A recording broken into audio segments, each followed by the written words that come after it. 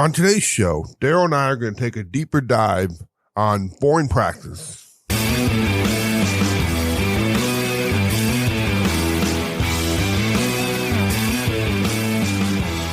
Hey guys, welcome back to Strategic Baseball Podcast. Today, after getting some feedback on the last episode of Why Boring Practice Works, Darrell and I figured we would just do a breakdown on boring practice. So that's what today's show is going to be about. Geoff and Darrell here, and we help baseball players get to the next level with a strategic advantage so that they can play with supreme confidence against the best players at any level. In every episode, we promise to deliver value on the strategic side of player development to help your players compete with players just as good, if not better than them. Remember, Darrell's a pitching strategist, I'm a hitting strategist, and this is Strategic Baseball Podcast. If you are interested in joining our circle, head over to strategic-baseball.com, which you can find in the show notes, and submit your email to always get a reminder each time we release a new episode. If you are a player, a parent, or a coach who is interested in learning more about how the strategic advantage baseball process works for you in your unique situation, please email me at jeff@athletic-mission.com or Darrell at dc@startpitching.com. We would love to arrange a time to speak with you and see how we can help. All right, Darrell. So after getting some feedback, and we got a little bit of feedback, man, on why boring practice work, that episode. So I figured today we would go a little bit deeper into this whole concept of boring practice. I'm going to let you take it away. All right, man. Yeah, I think last episode, let's just be real, man. We got some interesting feedback. And so we wanted to kind of break it down a little bit because I think people are grasping it. And I think maybe the way we define boring practice is kind of opens people's mind a little bit about what exactly is boring practice. And for us, we don't mean it to be like mindless and there's nothing to gain from it. But I think, unfortunately, that's where a lot of the baseball world's at. And I don't know why that is specifically. I think some of it is that coaches and managers only have a limited amount of time and maybe 15, 20, 30, 40 players, depending on what level they're coaching at, that they have to manage practice and kind of try to figure out what they can have these different players doing. But in the context of what you and I are teaching here at Athletic Mission, boring practice is the stuff that is super individualized, hyper individualized just for that player based on where they're currently at. And I think when we do our current state assessments and we really identify, what each individual player is wanting to work on and how do we really create a plan for that, I think it would do maybe the listeners some service today if we would kind of break down maybe our assessments a little bit and kind of how we come up with that boring practice plan. And so when we look at it from that perspective, when they come in the doors here, it does start around, their decision-making process. And when we talk about decision-making process, we're talking about literally as a pitcher, when you're standing on the rubber and you're looking in and the catcher's putting the sign down, what are you thinking? What is going into your thought process of what pitch I should throw and why I should throw it? And I think sometimes that seems, kind of counterintuitive based on the baseball world today, that we focus so much on training and what you and I call the competitive advantage piece. And it's important. I'm not downplaying that at all. But I think sometimes, and a philosophy you and I use a lot here at Athletic Mission, is we teach it backwards. We start with what end result are we looking for? And I'm not talking about a goal. I'm talking about a result. Like, what is it? What will this look like if this works for you? If this is the right choice or this is the right play.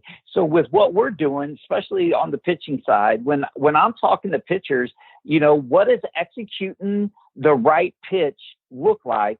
And then how do we dissect what went into that decision making? And then we work our way back to what we're physically capable of. And then ultimately, what you and I broke down before, the 4 levels: competitive advantage, mastery, strategy, strategic advantage, and then game day.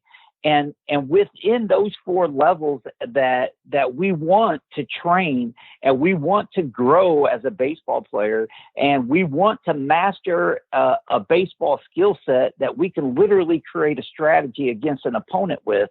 When you look at it in that context, then we know that strength and conditioning, my mechanics, my velocity, my athleticism, how powerful I am, is important. But if we can't take those measurables and turn those into a mastered baseball skill set. So for pitchers, that means a pitch that I can consistently throw within a velocity range and a movement pattern to a specific location on purpose. Maybe in and in the zone, maybe in and out of the zone, or maybe out to in the zone. But if we just put it in kind of that context, then we can give these guys the ability to kind of track through the different pieces of what they need to do, depending on what time of the year it is. So in the off season, we can focus more on measurables and training and the things that we need to work on to just get us in the best athletic condition we can get in, the most powerful, the things that's really going to translate into helping me master my baseball skills or master my pitches. Then when the preseason starts, we're really focusing more on the throwing aspects of it and really getting our arm in shape and our body in shape and really working on fine tuning our movement pattern and kind of syncing the body back up with what we want to do to master a pitch. And then once we get our pitches maybe on tune as the season starts, now we're really looking at the opponent that we're facing. We're looking at how do we create a strategy. And I think that's where the disconnect happens, as you and I call. We try to build a bridge from the measurables to mastery to strategy to game day, because at the end of the day, as we talked a little bit about earlier, how do we get that end result? Not a goal. How do we get that end result? We have to walk through those 4 levels. And sometimes it's seasonal. It's off season, preseason, then in season. And then what are we doing in season to make the adjustments, game to game, bat to bat, pitch to pitch. And I think when we start putting it in that context, Geoff, we start seeing that this strategic advantage mindset and really becoming a strategic thinker, and how do we kind of approach the full context and the whole idea of what it takes to be an elite level baseball player, then we can break it down individually in one of those 4 components, usually seasonally. And now we get all the stuff that's kind of out there in the baseball world. Now you see the little individual training tools and techniques and all the different, intellectual battles, I call it on Twitter now. You can see how they all start to play a part of it.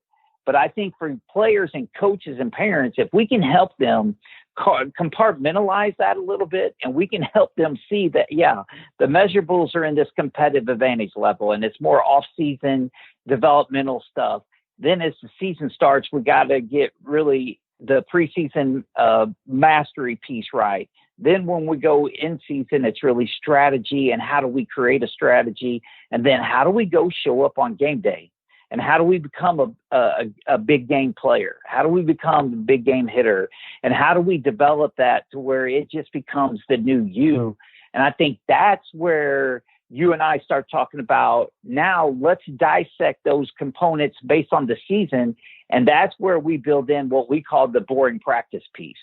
And I know you do a great job on the hitting side. You'll be able to break that down a little bit, as I just did the pitching. But I think we have to get parents and players and coaches to grasp that big picture view so we can kind of help them compartmentalize when they should be working on what. And then kind of now we can add the different work in, the drills in, the workouts, the stuff that we can help really individualize that. And as what we do here, really hyper individualize that based on the different assessments we use.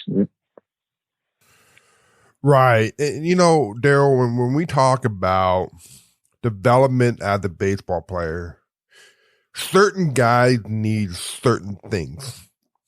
and they need something that's like hyper focused on where they are currently at, and something that's individualized for them. And that's where most of our guys, both locally and remotely, are typically, the high school guys and the college guys. And they typically, have, a series of things that practice that they have to do that their coaches require. And that's fine. But as long as the guys know what they're doing, they understand what their takeaway is going to be. But they also know that there is something that is missing in their game. And that's when they come to us. And they go through our assessment process to kind of figure out where they're at. So for me on the hitting side, we're trying to get guys to understand how everything works together, starting with our decision-making process. What pitch am I looking for in that situation and that count? Now that I figured that out, and I figured that out based on what I know about that team or what I know about that individual pitcher, now I can start looking for the cues. That's going to give away the pitch that I'm looking for out of the hand. So what you look for, you see. So for example, like the fastball, when you see the fastball out of the hand, you see a downward angle and you see like an explosive appearance of the baseball out of the hand. And so if I can see that, then you know what, man, I'm seeing the baseball. And when I talk about seeing the baseball, that's what I'm talking about, like out of the hand, seeing the baseball. And this is a taught skill. Some guys do it naturally, but for the most part, most guys have to be taught this. But anyway, during our assessment, we figured that out, that this guy had no decision-making process. And then he'd never really been taught how to see the baseball. So yeah, when you can't see the baseball, and again, when I talk about seeing the baseball, I'm talking about seeing it out of the hand and picking up those cues. If you can't do that, then you're not going to see the ball long enough. And then that's going to affect our timing, and that's going to affect the pitches that we swing at. And in turn, it's going to affect our ability to hit. So we spend a lot of time trying to get guys to understand how to see the baseball. And we make sure that, seeing the baseball built into every single drill and every single swing that we take at Athletic Mission. Tee work, we work on seeing the ball, occlusion style, but we work on seeing the ball. And so now they're working on really trying to work on that timing and then picking up those cues that is going to help them identify what that pitch coming. And then we're constantly talking about, hey, what did you see? What were you looking for?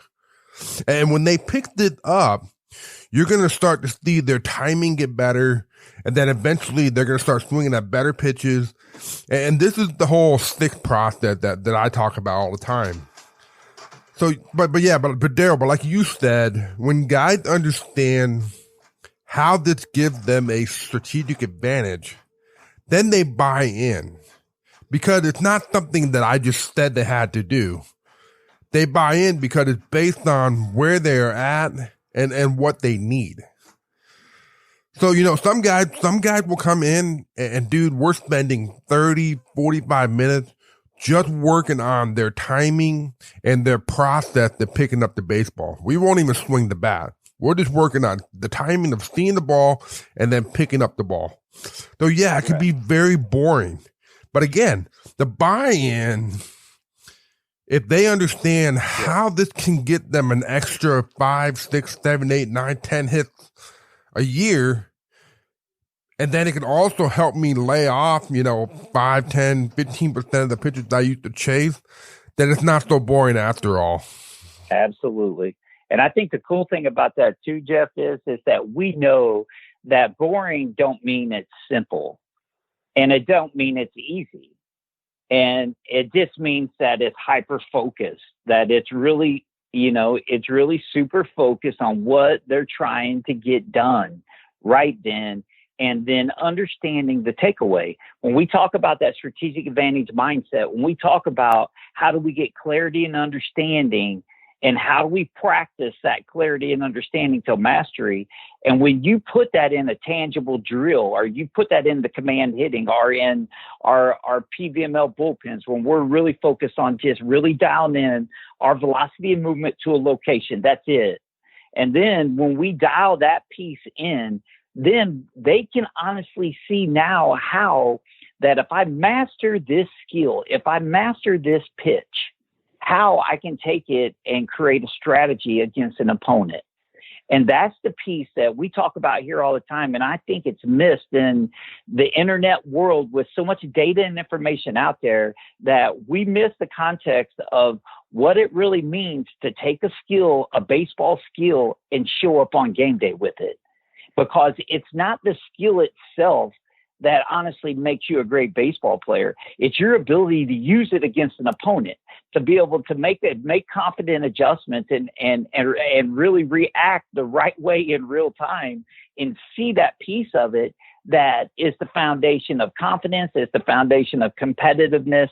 And at the end of the day, when we kind of dissect that and take it all the way back to the beginning, that's what I want people to take away from this, is that it's a whole process. You don't just magically show up with measurables and master baseball skills. And then you can master baseball skills and go out and compete against guys that are just as good and better than you. And guess what? Them baseball skills don't play. Because on game day, man, we're playing against an opponent that is trying to beat you, that's creating a strategy against you. And I think we lose that sometimes in this really, we develop, and we focus so much on measurables, and we focus so much on specific things that I think we miss the baseball game sometimes that should be played with those skills. And I think that's what you and I have been trying to do. And there's some great coaches that are grasping it too, man, because we're starting to have better conversations around, hey man, let's not forget that these kids want to play baseball. They want to play the game. This ain't just about, can we make them batting cage warriors and velocity monsters? Can they actually take that skill that they're developing and go use it in a real game? And I think what we're starting to identify is that it's not a physical capability for a lot of these kids. There's kids throwing harder, bigger, faster, stronger than ever in history. There's more guys throwing 90 miles an hour now than ever. But what we're seeing is that the more guys that throw 90 is introducing a new problem. They might be able to intimidate high school kids with that, but they're not intimidating college and pro guys with that. And so 90 is not enough anymore. You got to be able to pitch, man. You're not going to just be able to intimidate guys. And at some point in time, I think that's what we're going to see. So again, man, the takeaway's got to be that this is a whole process based on season. Boring practice is not really boring if the players know what takeaway they want to have. And once they master that piece, then after every session, then you know what, there can be some value that they take away. And again, we get away from this mindlessness and we really get into what specifically do I want to take away from today's training. Yeah, Darrell, we talk a lot about, guys needing more focus and attention on the how-to part. How do the measurables show up on game day? So for us as hitters, it's the stick process. If I show up in a game and I'm seeing the baseball, I'm on time, and I'm swinging at good pitches, the measurables will be there. And when you get guys to really buy into that, now they are really focused and they're hyper focused on making sure that they work on the process of seeing the ball, being on time, and getting good pitches to hit. And when we can do that, now we're hitting the ball hard.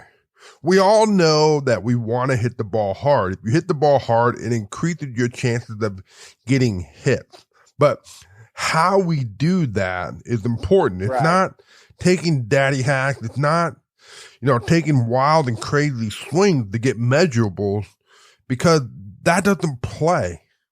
And so once guys understand that stick process, absolutely, is how I get measurables. Now we start to have great conversations about the how-to part. And I think, Darrell, you and I do a pretty good job of asking guys questions that lead them to the answer. Right. So for an example, last night I had a guy and he said he really wanted to work and really wanted to improve his ability to drive the baseball the other way. So I asked him a series of questions leading him to the answer of, okay, how do we do that? How do we drive the ball hard with authority the other way? And then what do we need to focus on? How do we practice that? Yeah. And that's going to be my takeaway. So getting guys to buy in. And again, when they know the takeaway and how it's going to give them a strategic advantage on game day, then it makes sense. And then also making sure that they understand the process that creates the results and the measurables that's going to play on game day. Well, let's break down because I do think this one now coming off of that. Let's talk about the difference between the mental side and the strategic side. Since you kind of based the how-to piece of it, then we can kind of piggyback off of that how-to kind of understanding and really feed off of that and kind of say, hey man, this is a question we get, and we can kind of talk about the you versus your opponent and how we teach the mental side of baseball. That might be even a good one, like how we teach the mental side of baseball. And then we can start, then the next one we'll do the strategic side and kind of tie it together.